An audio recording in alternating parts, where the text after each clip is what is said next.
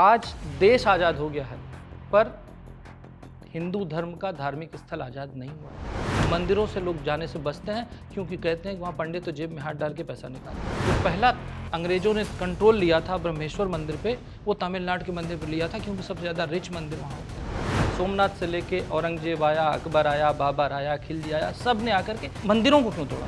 Trust जो है वो सबसे सुप्रीम बॉडी है। सुप्रीम बॉडी को अगर आस्था के बारे में मालूम ही नहीं है तो नीचे क्या चल रहा है क्या नहीं चल रहा, उसको पैसे के अलावा क्या कुछ समझ में आएगा। कुछ राजनेता कहते हैं कि मंदिर में तो लोग लड़कियां छेड़ गए। 1977 से 2015 तक के बीच में 5 लाख किलो सोना सरकार ले चुकी है। हिंदू जिस दिन अपने हित की बात करेगा उस दिन पूरे देश पे राज करेगा। जिस तरह से परिवार नहीं रह सकता बिना घर के, जिस तरह से विद्या नहीं मिल सकती बिना विद्यालय के, वैसे धर्म नहीं रह सकता बिना धर्म। हस्ती अफगानिस्तान में मिट गई, हमने उसको रियलाइज़ नहीं किया। हस्ती पाकिस्तान में मिट गई, हमने उसको रियलाइज़ नहीं किया। अरे अभी 4 दिन पहले बांग्लादेश में हस्ती मिट रही है और हम सब शांत बैठे। जय श्री राम। आज इस विशेष पॉडकास्ट की शुरुआत हम एक विशेष संबोधन के साथ इसलिए कर रहे हैं क्योंकि कभी कभी वक्त आता है जब इंसान को अपनी संस्कृति और अपने पहचान को गर्व के साथ धारण करना चाहिए। भारत में इस समय जो माहौल है उसमें ये वक्त अब आ चुका है। विवादों के केंद्र में इस समय है आंध्र प्रदेश का तिरुपति मंदिर और उस मंदिर का लड्डू। ये वो लड्डू है जिसके बारे में ये कहा जा सकता है कि जिसने खाया वो भी पछताया और जिसने नहीं खाया वो इसलिए पछताया क्योंकि उस मंदिर के लड्डू से वो अभी तक वंचित है। विवादों के केंद्र में है घी, लेकिन उससे भी बड़ा जो विवाद है वो है हिंदुओं का दर्द। चाहे वो मंदिर, इस मंदिर की व्यवस्था को लेकर हो, चाहे और मंदिरों पर समय समय पर जो उठते रहे सवाल हैं उन्हें लेकर हो। तो आपके मन में और भारत में रहने वाले तमाम हिंदुओं के मन में और वो सभी लोग जो इस संस्कृति में विश्वास रखते हैं और जो सर्वधर्म समभाव में भी विश्वास रखते हैं, उनके लिए आज हम ये विशेष पॉडकास्ट लेकर आए हैं। हमारे साथ हैं डॉक्टर कौशल कांत मिश्रा, जो कि हिंदू फाउंडेशन के ट्रस्टी हैं, पेशे से डॉक्टर हैं और साथ ही गर्व से इस बात को मानते हैं कि अपनी संस्कृति और अपने पहचान को गर्व से बताने का समय अब आ चुका है। डॉक्टर मिश्रा, इस समय हम बात तो लड्डू से शुरू कर रहे थे, लेकिन बातों के केंद्र में अब आ चुकी है हिंदुओं से जुड़ी हुई आस्था, उनका दर्द कि अगर किसी मंदिर में कोई लड्डू विवादों के केंद्र में आता है तो जिम्मेदारी सबसे पहले किसकी होनी चाहिए? देखिए, लड्डू सिर्फ लड्डू नहीं है। जो समस्या इसके पीछे है वो इसका टिप ऑफ आइसबर्ग है। लड्डू उसके टिप पे नज़र आ रहा है। आपको ये समझना पड़ेगा कि ये समस्या हुई क्यों, ऐसा क्या रीज़न हो गया कि लड्डू पे इतनी कंट्रोवर्सी हो गई। और लड्डू की बात छोड़िए, ये वो भारत है जिसमें 1857 में जब भारत की पहली क्रांति हुई थी जी, तो आपको याद है उसमें गाय की चर्बी थी और सूअर की चर्बी थी। और उसका मकसद ये था कि गोलियां ना चलें। उस क्रांति का मतलब ये था कि आज हमें पढ़ाया जाता है कि वो भारत का प्रथम स्वतंत्रता संग्राम है। आज उस सिस्टम ने, जिस सिस्टम की वजह से ये लड्डू बना है, उस सिस्टम ने हिंदुओं को इतना नीचे कर दिया है कि इतनी बड़ा इवेंट होने के बाद, इतनी बड़ी दुर्घटना होने के बाद भी पूरे देश में हिंदू शांत है। ये हिंदुओं का दर्द है जो सबको मालूम होना चाहिए। जी, हिंदू शांत क्यों है? हाँ, हिंदू शांत क्यों है, ये सही सवाल है।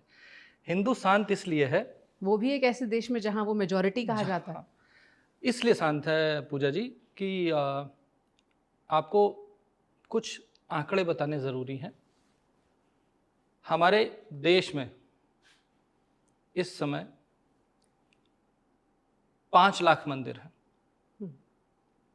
पूरे विश्व में भारत की धरती सबसे ज़्यादा हिंदुओं को पालती पोसती है, यानी कि इससे ज़्यादा मंदिर कहीं नहीं हो सकते जी। और हमारी पॉपुलेशन आज इस देश में करीब करीब 1.25 करोड़ के आसपास आंकी जाती है। 1 करोड़ 20 125 करोड़ के आसपास, 125 करोड़ के आसपास आंकी जा सकती है। और मंदिरों का नंबर है 5 लाख। और मेरी समस्या ये है और हिंदुओं की समस्या ये है और उस सिस्टम की समस्या ये है कि ये 5 लाख से ज़्यादा मंदिर आज़ादी के पहले हुआ करते थे। आज भी वो नंबर वही है। आज भी नंबर उससे कम हो रहा है। और ये मैं नहीं कहता, NSSO का 2019 का आंकड़ा कहता है कि अगर इसी तरह से सिस्टम चलता रहा तो अगले 100 सालों में ये नंबर घट के 1 लाख हो जाएगा। तो क्या मंदिर गायब हो रहे हैं, नए नहीं बन रहे हैं? बताता हूँ कहाँ जा रहे हैं? और बट कंपैरिजन करना ज़रूरी है।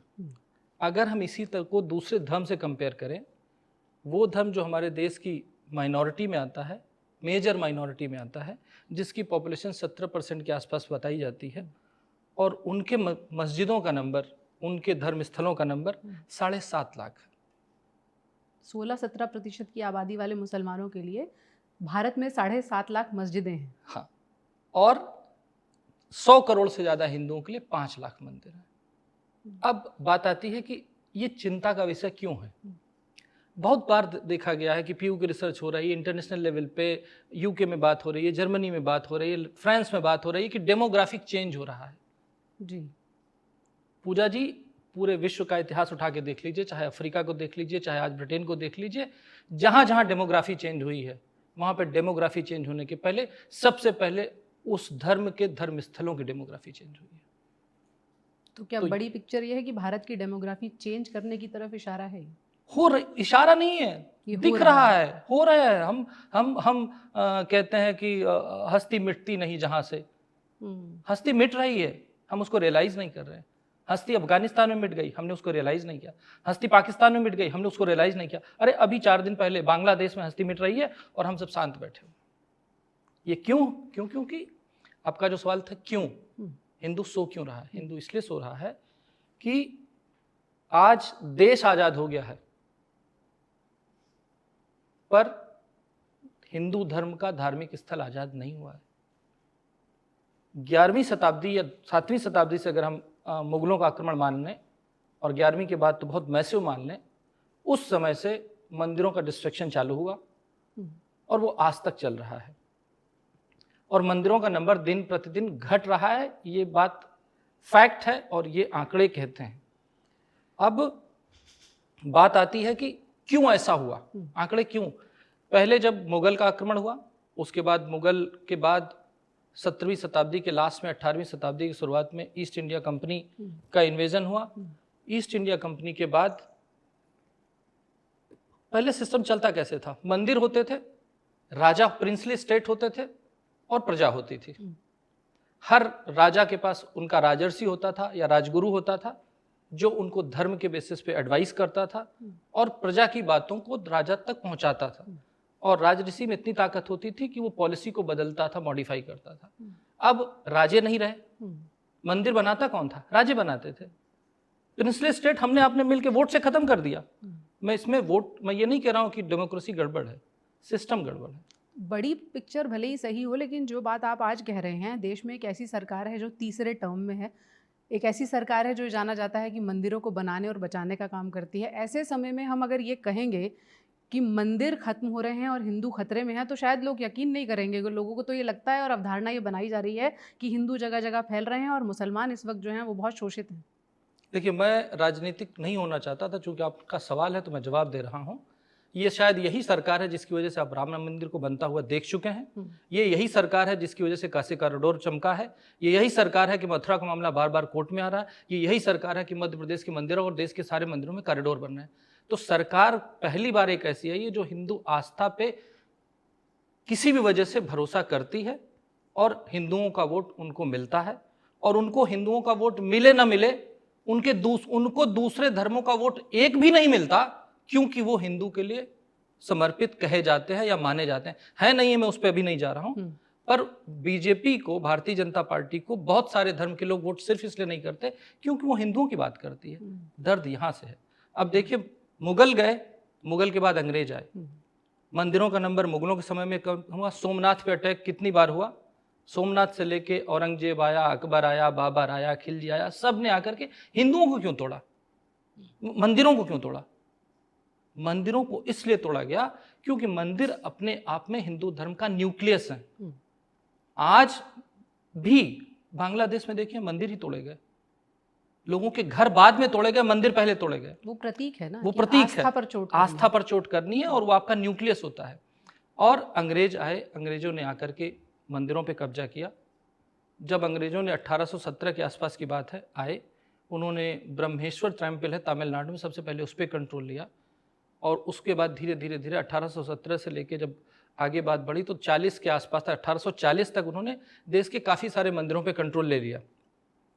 फिर पैसा तो सब जितना आया था सब ले लिए, ले करके इंग्लैंड पहुंचा दिया। फिर पादरियों ने वहां से कहा कि नहीं, तुम हिंदू धर्म कैसे चला सकते, तुम तो क्रिश्चियन हो। तो ये बात आई और 1840 या 42 के आसपास उन्होंने सारे तीर्थ स्थलों को फिर फ्री कर दिया। फिर आया 1857, आपका लड्डू 1857 आया और वो क्रांति शुरू हुई थी मंदिरों में। तब उसी समय में मैकाले गया और उसने बताया कि इनका धार्मिक स्थल सबसे इम्पोर्टेंट है, इनके गुरुकुल सबसे इम्पोर्टेंट है। और 1857 के बाद 1863 में अंग्रेजों ने, ब्रिटिश गवर्नमेंट ने, पहले ईस्ट इंडिया कंपनी ने कंट्रोल किया था, ब्रिटिश गवर्नमेंट ने 1863 के आसपास सारे मंदिरों पे, सारे धार्मिक स्थलों पे दोबारा कंट्रोल ले लिया। लेकिन मस्जिद का कंट्रोल फ्री हो गया क्योंकि मुगलों ने अपोज किया। क्रिश्चियनिटी तो थी नहीं, बाकी हिंदू धर्म था, उसको अपोज करने वाला कोई नहीं था। अब आपका सवाल क्यों कोई नहीं था? इसलिए क्योंकि हमारा देश, हिंदुओं का देश, प्रिंसली स्टेट में जब बचा हुआ था, राजा राजा अलग अलग थे, इसलिए कभी हिंदू धर्म का यूनिफिकेशन नहीं हो पाया। हर राजा अपने मंदिर को प्रमोट करता था, प्रोपोगेट करता था, दान करता था, और हिंदू और मंदिर रिच होते जाते थे। इसी में एक बात जो आपने पूछा कि क्यों नहीं हुआ, आपको पता है 1816 के आसपास पूरे भारतवर्ष में कितने गुरुकुल थे? 7.25 लाख। 7.25 लाख जी। आज कितने गुरुकुल है? 4,500 मात्र। और जब हमारे देश में 7.25 लाख गुरुकुल होते थे, उस समय इंग्लैंड में 10 या 12 स्कूल होते थे। एजुकेशन सिस्टम की नींव को भी बदला गया, एजुकेशन सिस्टम को बदल दिया गया, हिंदू होने का एहसास खत्म कर दिया गया। और 1857 के गदर के बाद, जिसको हम स्वतंत्रता का पहला संग्राम कहते हैं, उसके बाद गुरुकुल को घूम घूम के जलाया गया, उसमें काम करने वालों को भगाया गया, उसको खत्म किया गया और पहला क्रिश्चियन स्कूल कलकत्ता में खोला गया। और यही वजह है कि आज़ादी के पहले अंग्रेज कहते थे कि यहाँ की लिटरेसी रेट लेस देन 1-3% है, क्योंकि वो अपने सिस्टम से आंकते थे। और सच्चाई ये है कि 1817 में भारत की लिटरेसी रेट 97% थी एज पर संस्कृत, गुरुकुल के हिसाब से, पर उनके अंग्रेजों के हिसाब से वो 0% हो सकती है। तो आपको ये समझना पड़ेगा। और जब मंदिर खत्म हो गए, कमज़ोर हो गए, और गुरुकुल कमज़ोर हो गए, तो हिंदू बचा कहाँ? जिस तरह से परिवार नहीं रह सकता बिना घर के, जिस तरह से विद्या नहीं मिल सकती बिना विद्यालय के, वैसे धर्म नहीं रह सकता बिना धर्मालय के। बिल्कुल। और जो आज की स्थिति है, डॉक्टर साहब ने जो बात कही उसी को बढ़ाती हूँ। मस्जिदों का कंट्रोल अभी भी उसी धर्म से जुड़े हुए मुसलमानों के बनाए हुए बोर्ड्स के पास रहता है, वक्फ के पास रहता है, और बहुत सारे संस्थाएं हैं जिनके पास रहता है। यही हाल चर्च के विषय में भी है। लेकिन मंदिरों के विषय में आज भी ऐसा नहीं है। भारत में जो 5 लाख से ज़्यादा मंदिर बताए जाते हैं, ज़्यादातर का कंट्रोल सरकार के हाथ में है। तो क्या ये कंट्रोल सरकार के हाथ में ना रहे तब तस्वीर बदलेगी? ये व्यवस्था किसके हाथों में रहे जिससे ये तस्वीर बेहतर हो सके? ये बहुत कठिन सवाल है, और हमारा हिंदू फाउंडेशन इसी के लिए काम कर रहा है। हमारा ये मानना है कि चूँकि राजे रजवाड़ों में बटा हुआ भारतवर्ष, और उसी तरह से मंदिर के कंट्रोल अलग अलग राजाओं के पास था, इस वजह से कभी हिंदू धर्म के मंदिरों का यूनिफिकेशन नहीं हो पाया। जो हिंदू फाउंडेशन का ये मानना है कि अगर सारे मंदिरों को जोड़ दिया जाए और उनको जोड़ करके एक बॉडी बनाई जाए, वो बॉडी उसी तरह से हो जैसे कि हमारे देश में है शिरोमणि गुरुद्वारा प्रबंधन कमेटी, जो देश भर के गुरुद्वारों को कंट्रोल करती है, मैनेज करती है। और हम सब शान से जाके कहते हैं कि गुरुद्वारे कितने साफ सुथरे हैं, कितने अच्छे हैं, वहाँ हमेशा लंगर चलता रहता है, वहाँ हमेशा सेवा चलती रहती है, वहाँ पे हॉस्पिटल्स चलते हैं, वहाँ पे सारे धर्मार्थ के काम होते हैं।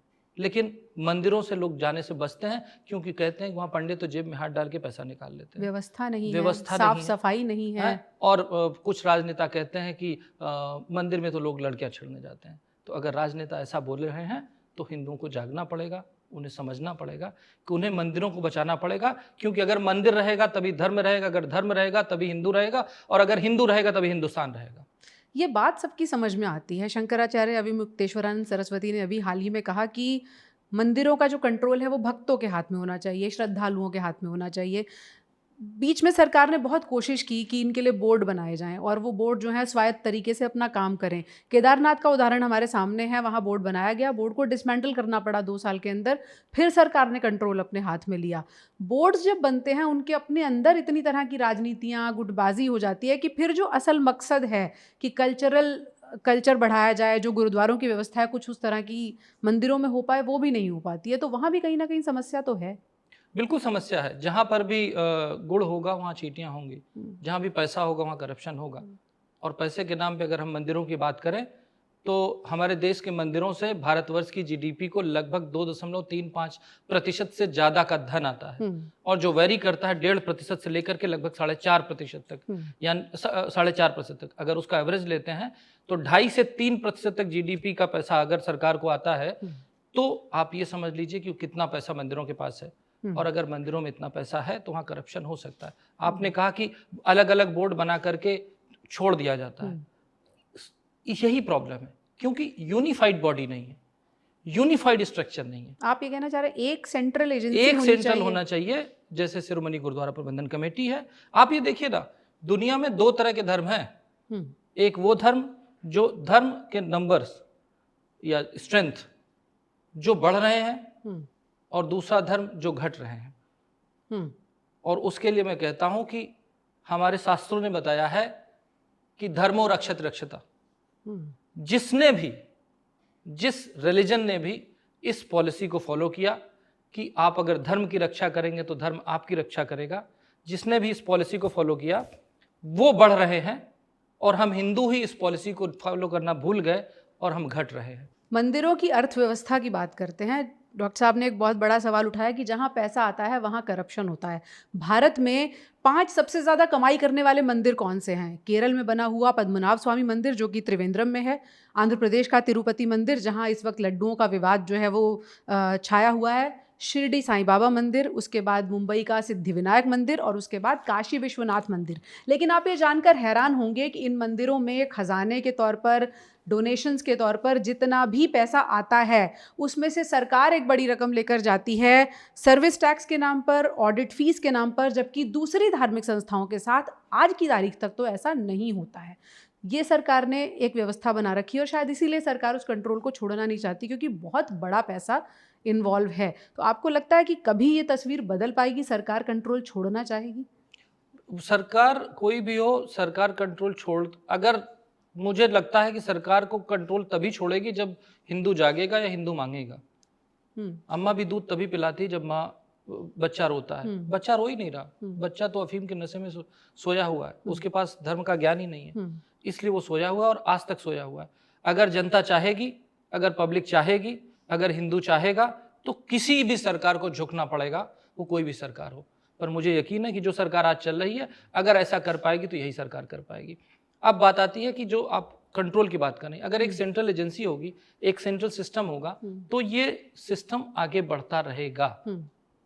चूंकि विवादों के केंद्र में तिरुपति मंदिर, और तिरुपति मंदिर में मिलने वाला प्रसाद जो लड्डू के रूप में मिलता है वो है 175 ग्राम का लड्डू वहाँ पर बनाया जाता है। ये उसकी विशेषता है। जीआई टैग उसे मिला हुआ है, यानी वो लड्डू वहीं बनेगा और कहीं नहीं बनता है, जहाँ पर बनेगा उसी का जीआई टैग उसको मिला हुआ है। 54 लाख किलो देसी घी का इस्तेमाल किया जाता है साल भर में जितना प्रसाद बनता है। मंदिर की अपनी गौशालाएं हैं, लेकिन उनसे निकलने वाला जो घी है वो काफ़ी नहीं पड़ता, इसलिए दुनिया जहान से घी मंगाया जाता है, अलग अलग कंपनीज़ के साथ करार करके वहाँ से घी खरीदा जाता है। तो ऐसे में सवाल ये उठता है डॉक्टर साहब कि अभी जो विवाद उठा है कि चर्बी मिलाई जा रही है, सबसे बड़ी बात है ये आस्था पर बहुत बड़ा सवाल है। ऐसे में जवाबदेही किसकी होनी चाहिए? कि आज की तारीख में आपको लगता है कि ये भी एक समस्या है कि जवाबदेही होगी किसकी? जवाबदेही तो सरकार की होनी चाहिए, क्योंकि मंदिर तो सरकार ने लिया है, तो जवाबदेही सरकार की ही होनी चाहिए। और आप अगर इसमें जाएंगे तो आप देखिए 2019 तक इसी तिरुपति मंदिर में जब दूसरी सरकार थी वहाँ की, उन्होंने क्या किया कि उन्होंने नंदिनी नाम की, वहाँ बहुत पुरानी, जैसे यहाँ पे मदर डेयरी है, पराग है, वैसे वहाँ पे नंदिनी चलती है और वो बहुत अच्छा घी माना जाता है कि देते हैं, वहाँ से आता था।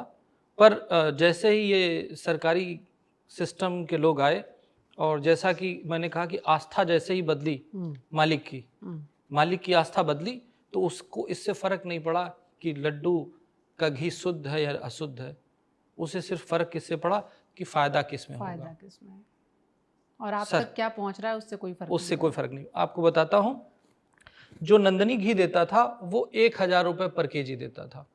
टेंडर निकाला गया, देसी घी की बात कर रहा हूँ, 1000 का टेंडर, और टेंडर में जो निकाला गया, जो AR डेयरी बनाई गई है, AR डेयरी को जब दिया गया, उसमें जो घी का रेट हुआ वो 300 रुपये में। आप बताइए 300 रुपये में, तो महंगाई के ज़माने में 200 में सरसों का तेल बिकता था, ठीक है। 300 रुपये में देसी घी आप खाएंगे तो आपको गाय की चर्बी, सुअर की चर्बी और लार के अलावा मिलेगा क्या? और मजे की बात यह है कि आस्था पे मैंने इस सवाल उठाया कि अगर मालिक की आस्था बदली तो क्या हुआ? मालिक की आस्था बदली तो AR डेयरी के फाउंडर्स पे जाइए आप, आपको गूगल पे नहीं मिलेगा। अच्छा। मालिक का नाम गायब है, वो जानकारी ही नहीं है। वो जानकारी नहीं है, पर जानकारी तो पता चली जाती है। आपको AR डेयरी के कुछ लोगों के नाम बताते हैं। AR डेयरी के CEO का नाम मोहम्मद नसीम, AR डेयरी के प्रोक्योरमेंट एंड इन्वेंट्री ऑफिसर का नाम मोहम्मद नौमिन, अकाउंट ऑफिसर का नाम Raheel Rahman, and warehouse head का नाम है लातूर शेख। अब आप बताइए ये किसकी जवाबदेही बनती है? नामों का जिक्र हो ही रहा है तो मंदिर का जो बोर्ड है उसकी बात भी कर लेते हैं। तिरुपति तिरुमला देवस्थानम ये बोर्ड है जो इस मंदिर को गवर्न करता है। इसके जो मेंबर्स हैं उनके बारे में भी ये कहा जाता है कि सभी मेंबर्स एक ही धर्म के यानी हिंदू धर्म के नहीं हैं। देखो, तिरुपति बोर्ड में आज के समय में अभी भी हमारे देश का न्यायालय महान है। उसको कानून में केवल लेटर नजर आता है, स्पिरिट नजर नहीं आती है कि स्पिरिट भी संविधान की कुछ होती है। और संविधान की स्पिरिट यह है कि हर आदमी का आस्था, उसका फेथ, उसका फंडामेंटल राइट है। उसको कंप्रोमाइज करते हुए आज भी तिरुपति देवस्थानम बोर्ड के जो मेंबर, उसमें से 44 मेंबर जो कर्मचारी हैं, उसमें 44 नॉन हिंदू कर्मचारी हैं। और अगर ऑफिसर्स में जाते हैं तो आपने चूंकि बात उठाई ली है, तो डिप्टी एग्जीक्यूटिव ऑफिसर नाम है स्नेह लता, शी इज क्रिश्चियन। अच्छा, शी इज क्रिश्चियन। उसके बारे में ये बताया जाता है, आप पता कर सकते हैं, वो जिस लड्डू की हम बात करते हैं वो लड्डू नहीं खाती, लेकिन वहां पे चढ़ावे में जो कीमती चीज आती है वो उनके घर जाती है। और तिरुपति देवस्थानम बोर्ड की जो गाड़ी है जी, उसी गाड़ी से वो हर संडे चर्च जाती है। अच्छा जी, सर्वधर्म संभाव है, सर्वधर्म संभाव है। और आते हैं, अभी यही नहीं खत्म हुआ जी। 2018 में बंगला पुट्टी अनीथा ट्रस्टी है, उसके पर्स में हमेशा बाइबल रहती है। सर्वधर्म संभाव है। पुत्तू सुधाकर यादव, पुत्तू सुधाकर यादव, नाम यादव है, प्रैक्टिस क्रिश्चियनिटी करता है, बोर्ड का मेंबर है। और तमिलनाडु में ये बहुत ही सीवियर प्रॉब्लम है कि वहां पे एक वर्ड यूज किया जाता है क्रिप्टो। मेरा नाम है कौशल कांत मिश्रा, मैं क्रिश्चियनिटी प्रैक्टिस करता हूँ। बहुत सारे जी हाँ, आपका नाम में भी झोल है। आपका नाम पूजा मक्कड़, पर आप क्रिश्चियन हैं। इसके पहले तो CM भी थे। डेलिबरेटली छुपाई जाती है पहचान। ये एक बहुत बड़ी साजिश है। जिस तरह से आप देखें, जो तिरुपति देवस्थानम बोर्ड का जो पैसा है, उस पैसे का इस्तेमाल कहाँ होता है? जब ये RTI डाली गई कि मंदिर के जो फंड आते हैं सरकार उसका इस्तेमाल कहाँ करती है, तो सरकार, स्टेट गवर्नमेंट और सेंट्रल गवर्नमेंट दोनों के पास जवाब नहीं था कि वो उन्हें पता नहीं कि वो पैसे का इस्तेमाल कहाँ करते हैं। 700 करोड़ का दान आता है सालाना तिरुपति मंदिर को। और जब नामों का जिक्र हो रहा है तो ये भी बता देते हैं, 2019 में जब ये कमेटी बनाई गई थी उस समय मुख्यमंत्री जगन मोहन रेड्डी थे और उन्होंने इस पूरे बोर्ड का, तिरुपति तिरुमला देवस्थानम जो बोर्ड है, इसका अध्यक्ष किसे बनाया था? इसका अध्यक्ष बनाया वाई सुब्बा रेड्डी को। नाम में शायद आपको कुछ ना लगे, लेकिन रिश्ते में लग सकता है, क्योंकि रिश्ते में जगन मोहन रेड्डी के मौसा जी लगते हैं, सुब्बा रेड्डी। तो कुल मिला के खेल मुनाफे का है, आस्था कहीं बहुत पीछे छूट गई है। ना ना ना ना ना ना ना ना, मुनाफा बाद में है, आस्था पहले है। वो अपनी आस्था पे काम कर रहे हैं, हम अपनी आस्था भूल चुके हैं। वो अपनी आस्था पे भी काम कर रहे हैं और मुनाफा भी कमा रहे हैं। हम अपनी आस्था भी खो चुके हैं और मुनाफा भी खो चुके हैं। और जब तक आस्था नहीं पकड़ेंगे तब तक मुनाफा कभी नहीं आएगा। और ये मुनाफा पैसे का नहीं है, ये मुनाफा आस्था का है। आपको आगे बढ़ाते हैं, अभी नाम पे की जिक्र हो रही थी। असिस्टेंट एग्जीक्यूटिव ऑफिसर बोर्ड का क्रिश्चियन, हुंडी कलेक्शन ऑफिसर राजशेखर बाबू क्रिश्चियन। तिरुपति के नाम पे, तिरुपति के फंड से वहां पे स्कूल चलते हैं और उसकी प्रिंसिपल नेपोलियन क्रिश्चियन। उसमें से 10 से 15 क्रिश्चियन टीचर्स। बेरोजगारी बढ़ रही है देश में, पर वहां पर बेरोजगारी हिंदू धर्म के पैसे से अदर धर्मों की दूर की जा रही है। बिल्कुल, सबका साथ सबका विकास जरूरी है, लेकिन वो समावेशी नहीं दिख रहा है। ये समावेशी क्या आपको, और सिर्फ ये तिरुपति की बात नहीं है, आपने चूंकि तिरुपति नाम की बात उठाई है तो मैं आपको कुछ बोर्ड्स के नाम बताता हूँ, आंध्र प्रदेश के ही। आंध्र प्रदेश का एक है श्री सलेम देवस्थानम बोर्ड, 2019 की बात बता रहा हूं, अभी का आंकड़ा था नहीं मेरे पास। 17 गैर हिंदू उस ट्रस्ट के बोर्ड में, 17, जिसमें से 3 मुस्लिम हैं और 14 क्रिश्चियन हैं। कम से कम इसे लेकर तो नियम बनाया ही जा सकता है। बिल्कुल बनाए जा सकते हैं। आगे चलिए, अभी अब वहां से आगे बढ़ते हैं। आपके बगल में ज्वाला देवी है, 2021 में हिमाचल में। उनके ट्रस्टी का नाम बताऊं? शाकीन मोहब्बत, जीशान दीन ट्रस्टी हैं। जय माता दी। आगे चलते हैं, शारदा देवी मध्य प्रदेश, जिसको मैहर देवी बोलते हैं। मैहर देवी में आबिद हुसैन, अयूब खान, यूसुफ खान, 1988 से परमानेंट ट्रस्टी बना दिया था सरकार ने, जिनको 2023 में भी हटाया गया। अगर ऐसे लोग ट्रस्ट में रहेंगे, जो मुझे उस आदमी से प्रॉब्लम नहीं है, बात आस्था की है। वो आस्था पे सवाल, ट्रस्ट जो है वो सबसे सुप्रीम बॉडी है। सुप्रीम बॉडी को अगर आस्था के बारे में मालूम ही नहीं है तो नीचे क्या चल रहा है क्या नहीं चल रहा, उसको पैसे खिलाओ क्या कुछ समझ में आएगा। और यहीं पे नहीं खत्म हुआ। श्री अवमुक्तेश्वरा स्वामी मंदिर बेंगलोर कर्नाटका, उसमें जो ब्रह्मोत्सव होता है सालाना, उसको मनाने की जिम्मेदारी किसको दी गई? मिस्टर मोहम्मद नवाज साहब को। आप एक जगह नहीं है झोल, सब जगह आप हाथ डालेंगे। तिरुपति का आपको पता है। तो समस्या क्या है कि हिंदू सो रहा है और बाकी आस्थाएं चल रही हैं, और वो अपनी आस्था पे काम करते हुए हिंदुओं को एक्सप्लॉइट कर रहे हैं, उसके पैसे को यूटिलाइज कर रहे हैं, और अपने धर्म का प्रमोशन एंड प्रोपोगेशन हो रहा है। एक आखिरी बात कह के तिरुपति की बात पे खत्म ही करता हूं कि तिरुपति में जो वहाँ का आंध्र प्रदेश का बस कॉरपोरेशन है, तिरुपति का बस कॉरपोरेशन, वो तिरुपति के पैसे से चलता है। तिरुपति मंदिर के पैसे से चलता है। और जो टिकट है, जैसे हम आप जाएंगे तो वो बस में बैठेंगे तो उसमें एक टिकट मिलेगी कि x रुपए की टिकट आपको तिरुपति जाने की मिलेगी। उसके पीछे ऐड किसका है? जेरूसलम जाने के लिए संपर्क करें दिस नंबर पे, हज जाने के लिए संपर्क करें दिस नंबर पे। अच्छा, ये भी हो रहा है। तो ये तय है कि तिरुपति के प्रसाद के रूप में मिलने वाला जो लड्डू है उसमें भले ही आप तक चर्बी पहुंच रही हो, लेकिन इस व्यवस्था को जिस तरह से वहां गवर्न करने वाले लोग हैं, उनकी 5 उंगलियां शुद्ध देसी घी में डूबी हुई होंगी, इसमें कोई दो राय नहीं है। मंदिर के पैसे से बस कॉरपोरेशन चल रही है, लेकिन टिकट के पीछे यरूशलेम जाने का रास्ता लिखा हुआ है। भारत की समस्या यही है कि अगर हिंदू हित की बात की जाती है तो आप पर एक विशेष तरह का बोर्ड लगा दिया जाता है कि आप धर्मनिरपेक्ष नहीं हैं, आप तो एक ही धर्म की बात कर रहे हैं। अगर इस तरह की जो व्यवस्था है उसमें आप ये सोचें कि एक बोर्ड बन जाए जो इन सबको एक करे और इस पूरे सिस्टम को ठीक करे, आपको लगता है कि भारत में ये संभव है? इतने बोर्ड हैं, इतने मठ हैं, इतने शंकराचार्य हैं, अलग अलग व्यवस्थाएं हैं, कौन करेगा इन्हें? अगर एक छोटा सा इनिशिएटिव हिंदू फाउंडेशन आज 4700 मंदिरों को जोड़ चुका है पिछले 4 सालों में, तो बिल्कुल पॉसिबल है। क्यों नहीं पॉसिबल है? ये जो बड़े टेम्पल हैं, जो इंडिपेंडेंट हैं, चूंकि वो सरकार के कंट्रोल में है, उन्हें अभी मालूम नहीं कि अगर उनका कंट्रोल एक बॉडी के फॉर्म में आ जाएगा तो आपको कितना बेनिफिट होगा। क्यों बेनिफिट होगा बताता हूँ।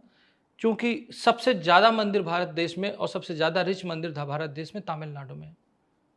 हम चलते हैं तमिलनाडु पे, और यही वजह है कि जो पहला अंग्रेजों ने कंट्रोल लिया था ब्रह्मेश्वर मंदिर पे, वो तमिलनाडु के मंदिर पे लिया था, क्योंकि सबसे ज़्यादा रिच मंदिर वहाँ होते थे।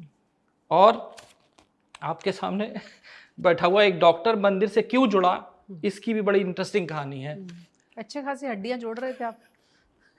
तो मेरी आदत है बहुत सारे सोशल केसेस करने की। तो मेरा एक दोस्त है जो IIM में प्रोफेसर है, उसने बताया कि यार एक तमिलनाडु में सरकार 2000 किलो सोना मंदिर का ले रही है, वो तो ठीक नहीं है। मैंने कहा बिल्कुल ठीक नहीं, मंदिर का सोना सरकार क्यों लेगी? तो हमने उसमें केस किया, वो 2000 किलो सोना तो हमने रुकवा लिया। अच्छा, ये बात 2019 की है। पर जब वहां से हमें पता चला तो हमने इसको पढ़ना शुरू किया, तो पता ये चला उसी केस में सरकार का अपना एफिडेविट क्या कहता है, सुनेंगे तो दंग रह जाएंगे। सरकार ये कहती है कि milord this is nothing new, ये तो हम पहले से करते आए हैं। क्योंकि और कंट्रोल सरकार के हाथ में है। हाँ, फॉर योर काइंड इन्फॉर्मेशन, अभी तक 1977 से लेके टिल डेट 2019 तक, टिल डेट उन्होंने 15 का आंकड़ा रखा था, टिल 15 1977 से 2015 तक के बीच में 5 लाख किलो सोना सरकार ले चुकी है, जो अब सरकार के खजाने का जो हिस्सा सरकार है। के खजाने का हिस्सा है। और वो 5 लाख किलो सोना केवल तमिलनाडु के मंदिरों की बात कर रहा हूं, अभी मैंने दूसरे मंदिर की बात नहीं की।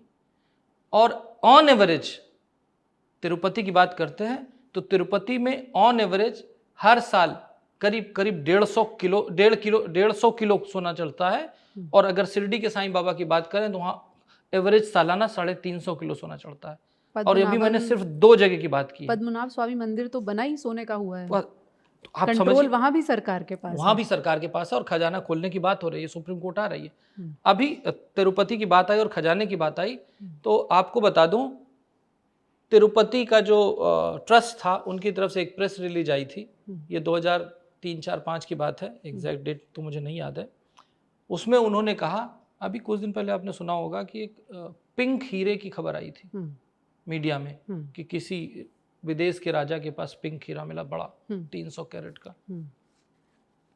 उससे पिंक हीरा याद आया, इसी तिरुपति देवस्थानम बोर्ड की प्रेस रिलीज कहती है 2003 से 5 के बीच में कि जो तिरुपति का पिंक हीरा था वो सिक्कों से टूट गया। अच्छा, गायब हो गया मतलब? नहीं, सिक्कों से टूट गया। मतलब उन विद्वानों को यह भी नहीं पता कि हीरा जो दुनिया का सबसे हार्डेस्ट मटेरियल होता है वो सिक्के से नहीं टूट सकता। और इस तरह के ऑफिशियल स्टेटमेंट दिए जाते हैं। जब उसकी बात की जाती है तो जो दूसरी सरकार आती है वो कहती है नहीं नहीं, पिंक हीरा तो कभी था ही नहीं, यानी कि पिंक हीरा गायब हो गया। तो जब ये बात उठी थी तो वहां के तिरुपति के बोर्ड के लोग बोले थे कि ये शायद वही हीरा है जो तिरुपति से गायब हुआ है। उसकी जांच की गई कभी फिर आगे? अभी तो नहीं पता, मामला हवा में नहीं। एक कोर्ट केस किया गया 2021 में, हाई कोर्ट ने आदेश दिया है कि तमिलनाडु की अगर हम बात करते हैं तो तमिलनाडु के मंदिरों में ये ज्वेल तो हो गया, पैसा तो हो गया, ये तो आपको दिखता है, समझ में आता है। आपको पता है सबसे महंगी क्या बिकती है? पेंटिंग्स बिकती थी ना, मूर्तियां बिकती हैं ना। जो मंदिर की मूर्तियां हैं, सदियों पुरानी मूर्तियां, हजारों साल पुरानी मूर्तियां, वो मूर्तियां असली हैं या नकली है ये किसी को नहीं पता। ये जो हम पूरी स्थिति जो इस वक्त आपके सामने रखने की कोशिश कर रहे हैं वो स्थिति ये बता रही है कि मंदिरों की जो पूरी व्यवस्था है, चाहे वो बोर्ड चला रहे हों, चाहे वो ट्रस्टी चला रहे हों, उनके ऊपर कोई एक ऑब्जर्वर नहीं है, कोई एक पर्यवेक्षक नहीं है, कोई एक सेंट्रल एजेंसी नहीं है। इसीलिए भगवान के नाम पर सबसे ज़्यादा गोरख धंधा चल रहा है। डॉक्टर साहब, आपने ये तो बता दिया कि होना क्या चाहिए। अब सबसे बड़ा सवाल है कि ये होगा कैसे। 4700 मंदिर आपने बताया आपकी संस्था के जरिए जुड़ गए, लेकिन 5 लाख मंदिरों में से जब लगभग 4 लाख अभी भी सरकार के कंट्रोल में हैं, तो आपको लगता है कि अलग अलग राज्यों की सरकारें वो कंट्रोल छोड़ना चाहेंगी और कभी उस सेंट्रल एजेंसी को ये सब सौंपना चाहेंगी? देखिए, ये जब देश का हिंदू जागेगा, देश की जनता जो चाहेगी वो सब करवा लेगी, और हम उसी में लगे हुए हैं। और मैं अकेला नहीं हूँ। मेरे लिए मैं एक नाम लेना चाहूँगा कि तमिलनाडु में जो भी मैंने मंदिरों के बारे में आपको बोला या सीखा, मिस्टर TR रमेश हैं, जिनको मैं कहता हूँ टेम्पल मैन ऑफ इंडिया। वो अकेले कम से कम 40-50 केस लड़ रहे हैं। उनके साथ जुड़ करके मैं भी 7-8 केसों में पार्टी बना हूँ। वो और जगत गुरु श्री राम भद्राचार्य जी जो इस मुहिम में हमारे साथ हैं और वो भी इसमें जुड़े हुए हैं। अगर ऐसे लोग जुड़ेंगे, आप ये समझिए कि जगत गुरु राम भद्राचार्य जी के जुड़ने से तमिलनाडु को एक बहुत बड़ी चीज़ मिली, जो मैं अभी बताना चाहूँगा कि तमिलनाडु में क्या किया था मंदिर की व्यवस्था को लेकर के बता दूँ। उन्होंने 2010 के आसपास एक कैबिनेट नोट पास करके एक कानून बना दिया था कि मैं, आप, ये कैमरामैन, बाहर चपरासी, रिक्शे वाला, कोई भी हो, हिंदू, सिख, जैन, किसी भी धर्म का हो, किसी भी जाति का हो, किसी नर नारी किन्नर कोई भी हो, उसको वो 2 साल की ट्रेनिंग देंगे और वो उसका पुजारी हो सकता है। अच्छा जी, किसी भी धर्म का? किसी भी धर्म का, ठीक। उसको सिर्फ ट्रेनिंग का क्राइटेरिया दिया था। क्यों? क्योंकि आस्था बदल गई थी। उन्हें उससे फर्क नहीं पड़ता कि उस आदमी की आस्था क्या है। उन्हें सिर्फ ये था कि मुझे ये दिखाना है कि हम किस तरह से जाति व्यवस्था जो कहा जाता है ब्राह्मणों ने कब्जा कर रखा है उसको रिप्लेस करेंगे। इसकी भी सच्चाई बता देता हूँ आगे। जो ये मामला कोर्ट में पड़ा हुआ था, जब हमने ये 2000 किलो गोल्ड वाला मामला जीता, उसके बाद ये वाला मामला आया कि वहाँ पे तो पुजारी का अपॉइंटमेंट सरकार करी और कोई भी कर देती है, किसी को भी कर देती है। तो उसमें स्वामी रामभद्राचार्य जी को पार्टी बनाया। रामभद्राचार्य जी के साथ प्रोफेसर मक्खन लाल हैं, भूरेलाल जी हैं, कपिल कुमार जी हैं, मैं हूँ, वेंकट है, प्रोफेसर चौधरी, ये सारे लोगों ने मिलकर एक पिटीशन फाइल की।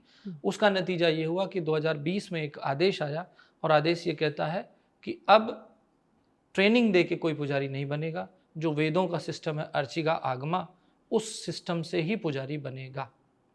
अब बात आती कि मैंने जाति व्यवस्था का नाम लिया था। जाति की व्यवस्था के नाम से बता दूं, तिरुपति की बात चली रही है, तो तिरुपति की जो मूर्ति पहली बार किसी को मिली थी, आपको पता है वो कौन था? उसको वहाँ गोल कहा जाता है, जिसको हम उत्तर प्रदेश में ग्वाला कहते हैं, और राष्ट्रीय लेवल पर हम उसको यादव कहते हैं। अच्छा। वो यादव था जिसको वो मूर्ति मिली थी, उस मूर्ति को स्थापित किया गया था। और उसके बाद आज भी टिल डेट आज भी जो पहला दर्शन करता है तिरुपति का सुबह सुबह, वो ग्वाला होता है। वो ग्वाला का खानदान करता है। वो खानदानी प्रक्रिया चली आ रही है। उसी का परदादा या उसका भी परदादा कोई रहा होगा जिसने उस मूर्ति को पाया था। तो आज भी उसी खानदान के लोग को पहला राइट है। और जो पहला पुजारी था उसी पुजारी के खानदान वाले लोग आज भी वहाँ पूजा करते हैं। लेकिन चेंज क्या हुआ? चेंज पूजा ये हुआ कि 1995 में जब सरकार ने पूरी तरह से कंट्रोल कर लिया मंदिरों का, उस मंदिर के पूरी तरह से कंट्रोल करने के बाद उन्होंने कहा कि नहीं, करोगे आप ही, पर ये आपका राइट नहीं है, हम आपको नौकरी दे रहे हैं। अच्छा, फिर वही व्यक्ति उसको नौकरी पर आ गया। नौकरी पे रख दिया। अब आप समझिए, अब वो सरकारी नौकरी का पार्ट हो गया। आज की सरकार कुछ सोच रही है, कल कोई दूसरी सरकार आएगी, अपना नया नोटिफिकेशन लगाएगी और फिर उसमें किसी को भी जो भी स्टेट पॉलिसी उसको घुसा देगी। इसके अलावा सिर्फ यही बात नहीं है, जो लड्डू की बात हो रही थी, पहले कैसे क्यों सिस्टम करप्ट हुआ? पहले उसी तिरुपति में के अपने खेत थे, वो खेतों से सामान आता था और यहीं की अपनी गौशाला होती थी, उस गौशाला से दूध आता था और वहीं के लोग बनाते थे और वो लड्डू बनता था। पर अब आबादी बढ़ गई, गौशालाएं नाकाफ़ी पड़ रही हैं उनकी अपनी, तो बाहर से वो घी खरीद रहे हैं और हम ये मान रहे हैं कि धीरे धीरे उसमें शुद्धता लाने की कोशिश की जाएगी। ये विवाद जिस लड्डू से उठा था वो जुलाई में चेकिंग के लिए उठाया गया था। मामला अब तूल पकड़ रहा है, फिर से जांच कराई गई है और अब जो लड्डू उठा के चेक कराया गया है, सरकार के जरिए ये बताया गया है कि अब वो लड्डू सही है, यानी मिलावट की जो समस्या थी उसे तो दुरुस्त कर लिया गया है। लेकिन यहाँ हम बात कर रहे हैं लार्जर पिक्चर की। मिलावट फिलहाल सिर्फ लड्डू में हो रही है, आस्था तक नहीं पहुँचनी चाहिए, जो बात आप कह रहे हैं। और इस देश में अभी एक जुमला बहुत चल रहा है, जो हिंदू हित की बात करेगा वही देश पर राज करेगा। तो मेरा ख्याल है डॉक्टर साहब, आप जो कह रहे हैं कि हिंदू जब अपने हित की बात करेगा तो शायद खुद ही देश पर राज कर लेगा। हिंदू जिस दिन अपने हित की बात करेगा उस दिन पूरे देश पर राज करेगा। क्यों? ये इसलिए नहीं, आप जिस तिरुपति की बात करें उसकी नेटवर्थ पता है कितनी है? उसकी नेटवर्थ है इस समय 3 lakh crore, that is $36 billion.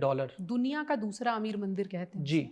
और पूरे देश की जो जीडीपी है वो 40 लाख करोड़ है, 40 लाख करोड़, जिसमें से 3 लाख करोड़ सिर्फ एक मंदिर की वर्थ है। फिर आपको लगता है सरकार कंट्रोल छोड़ देगी? सरकार को कंट्रोल तक छोड़ना पड़ेगा। अगर देश की जनता चाहेगी, देश का हिंदू चाहेगा, तभी छोड़ेगी। और इसका बहुत ही सिंपल सा सिस्टम है। अगर फ़ायदा क्या होगा, मैं तमिलनाडु पे आया था और मैंने इसलिए बताया था क्योंकि तमिलनाडु में 1955 के आसपास करीब 45,000 मंदिरों का कंट्रोल लिया था। उस मंदिर का कंट्रोल जब लिया था तो उन्होंने ये कहा था कि वो मंदिर को सुपरवाइज करेंगे। It was 50-60। उसके बाद 70-80 में उन्होंने कहा कि दे विल एडमिनिस्टर्ड इट, केवल एडमिनिस्ट्रेशन संभालेंगे। फिर उसके बाद 80-90 के आसपास आकर के कहा कि ये उसको सुपरवाइज करेंगे, और 90 ऑनवर्ड्स उन्होंने कहा कि दे विल कंट्रोल इट। तो उन्होंने पूरी तरह से कंट्रोल ले लिया और उसका नतीजा क्या हुआ कि वो जो 45,000 मंदिर उन्होंने लिए थे उसमें से 10,000 मंदिर, 11,999 मंदिर में एक शाम पूजा नहीं होती है, होती ही नहीं है। पुजारी 35,000 मंदिरों में कहा जाता, बताया गया है, डॉक्यूमेंट ये कहते हैं कि वहां पर एक ही आदमी है जो उन सबको देखता है, जो पुजारी भी है, सफाई कर्मचारी भी है, चपरासी भी है, अच्छा। ग्वाला भी है, सब है। इसके अलावा वहाँ पे करीब 35-40 हज़ार मंदिर ऐसे हैं जिनकी सालाना आमदनी कुल 10,000 रुपये महीना है, यानी 800 रुपये पर महीना। और आप ये देखिए कि जब वो मंदिर सरकार ने लिए थे तो वो मंदिर चल रहे थे। हर मंदिर से जुड़ा हुआ उनका एक सिस्टम था। हर मंदिर में एक वेदशाला थी, हर मंदिर में एक पाठशाला थी, हर मंदिर में गुरुकुल था, हर मंदिर में चिकित्सालय था, हर मंदिर में पहले शादियों के लोग लड़कियां देखने के लिए मंदिरों में देखते थे, हमने आपने देखा है, ठीक। अब वो सिस्टम खत्म होता जा रहा, उस न्यूक्लियस को खत्म कर दिया गया। इसको मैं कहता हूं कि आज मंदिरों को एक रिचुअल सेंटर बना के रख दिया गया है, जो एक सोशल सेंटर होता था। अगर हम दोबारा उसको सोशल सेंटर बनाएंगे, लोग जरूर आएंगे। क्योंकि मंदिर जब थे तब बाढ़ आती थी, सूखा पड़ता था, कुछ भी होता था, लोग मंदिर में जाके आश्रय लेते थे, क्योंकि मंदिर रिच कल्चर को जोड़ते हैं, क्योंकि कल्चर जोड़ते थे। अरे नाट्यशाला, कथक, कुचिपुड़ी, जो साउथ इंडिया के सारे कल्चर थे वो सब मंदिरों में पले और बड़े हुए हैं। वो सारा सिस्टम धीरे धीरे खत्म करके डीअसेंबल कर दिया गया। अगर ये पैसा जो सरकार के पास जा रहा है, एक तरफ तो 2.35% का जीडीपी हम दे रहे हैं और हमारे मंदिर बंद हो रहे हैं, ये कहाँ की डाइवर्सिटी है? अगर ये पैसा आ रहा है, अगर ये पैसा उस बॉडी के सिंगल कंट्रोल में आ जाएगा, और जैसे शिरोमणि गुरुद्वारा प्रबंधन कमेटी से हमें सीखना चाहिए, जैसे हमें क्रिश्चियनिटी से सीखना चाहिए, जैसे हमें इस्लाम से सीखना चाहिए कि वो अपना इतना बढ़िया सिस्टम चला रहे हैं, उनसे सीखते हुए हमें अपने सिस्टम को स्ट्रॉन्ग करना चाहिए अगर हमें सर्वाइव करना है। इसके लिए मंदिरों को जोड़ करके एक मंदिर कमेटी डिस्ट्रिक्ट लेवल बनाई, मंदिर कमेटी होनी चाहिए, फिर डिस्ट्रिक्ट मंदिर कमेटी होनी चाहिए, फिर स्टेट मेडिकल कमेटी होनी चाहिए, और फिर एक सेंट्रल नेशनल लेवल मंदिर कमेटी होनी चाहिए। ये मंदिर का मैनेजमेंट देखिए जैसे शिरोमणि गुरुद्वारा प्रबंधन कमेटी देखती है। दूसरा, एक चीज़ आपने देखा है कि हिंदू के विषय पे हमेशा मामला कोर्ट में जाता है कि शबरीमाला में महिला जाएगी या नहीं जाएगी, ये कोर्ट डिसाइड करेगा। पूजा कितने बजे होगी, ये कोर्ट डिसाइड करेगा। मंदिर का पुजारी कौन होगा, ये कोर्ट डिसाइड करेगा। कोर्ट कौन है? कोर्ट कौन सा हिंदू वेदता है? अगर आज मैं डॉक्टर हूं, क्योंकि हमारे पास कोई बॉडी नहीं है, बॉडी नहीं, आज अगर मैं डॉक्टर हूं, आपके मरीज का ऑपरेशन किया और उसको कोई प्रॉब्लम हो गई, तो आप मेरे अगेंस्ट एफआईआर करने जाएंगी, तो एफआईआर तो रजिस्टर हो जाएगी, लेकिन मुझे और आपको भेज दिया जाएगा Delhi medical council, state medical council, उसके बाद central medical council, national council of India, national medical council भेजा जाएगा। उसी तरीके से हिंदू सब्जेक्ट के लिए एक हिंदू काउंसिल होनी चाहिए, जो स्टेट लेवल पे होनी चाहिए, डिस्ट्रिक्ट लेवल पे होनी चाहिए और सेंट्रल लेवल पे होनी चाहिए, जो ये डिसाइड करेगी कि हिंदू धर्म के बारे में जो भी सवाल जवाब हैं वो काउंसिल डिसाइड करेगी, जैसे सारे धर्मों में डिसाइडेड है। और वो थी हमारे पास, काशी विद्युत परिषद का नाम हमने सुना है, वो वही थी, पर वो परिषद डिफंक्ट हो गई क्योंकि मंदिर डिफंक्ट कर दिए गए। तो मुझे लगता है कि अगर सारे मंदिर जुड़ेंगे, सब एक साथ आएंगे और हमारा ये सपना पूरा हुआ, हिंदू ट्रस्ट फाउंडेशन का, जगत गुरु स्वामी राम भद्राचार्य जी का और मिस्टर टी.आर. रमेश की मेहनत अगर सफल होगी, तो मुझे लगता है कि सारे मंदिर जुड़ेंगे और एक इंडिपेंडेंट बॉडी बनेगी और कोई भी सरकार उसे मजबूर होकर किसी इंडिपेंडेंट करना पड़ेगा। देखिए, रास्ता बहुत लंबा है, लेकिन कम से कम रास्ता मिल गया है, रोड मैप तैयार हो चुका है। उस पर चलने के लिए धीरे धीरे समय ज़रूर लगेगा और हो सकता है कि एक दिन ये तस्वीर साफ हो जाए। जैसा डॉक्टर साहब बार बार कह रहे हैं, दूसरे धर्मों से हमें सीखना चाहिए, यानी इसमें कोई दो राय नहीं होनी चाहिए कि अगर वो धार्मिक संस्था हिंदुओं की है तो कम से कम उसका जो संचालन करने वाले लोग हैं वो कम से कम उसी आस्था के, उसी धर्म के लोग हों, इसमें कोई दो राय नहीं होनी चाहिए। लेकिन देश है जो ये कहता है कि हम सर्वधर्म समभाव की भावना में यकीन रखते हैं। हम ये नहीं कह रहे हैं कि बाकी धर्मों की उपेक्षा होनी चाहिए, हम ये कह रहे हैं उनसे सीख कर अपने मंदिरों की हालत को सुधारा जाना चाहिए। और इसीलिए इसी देश की धरती पर निदा फाजली ने लिखा है, चाहे गीता बाँचिए या पढ़िए कुरान, मेरा तेरा प्यार ही हर पुस्तक का ज्ञान। इसी ज्ञान के साथ फिलहाल हम आपसे विदा लेते हैं। डॉक्टर साहब, ये विषय बहुत लंबा है, फिर आपसे जुड़ेंगे। धन्यवाद।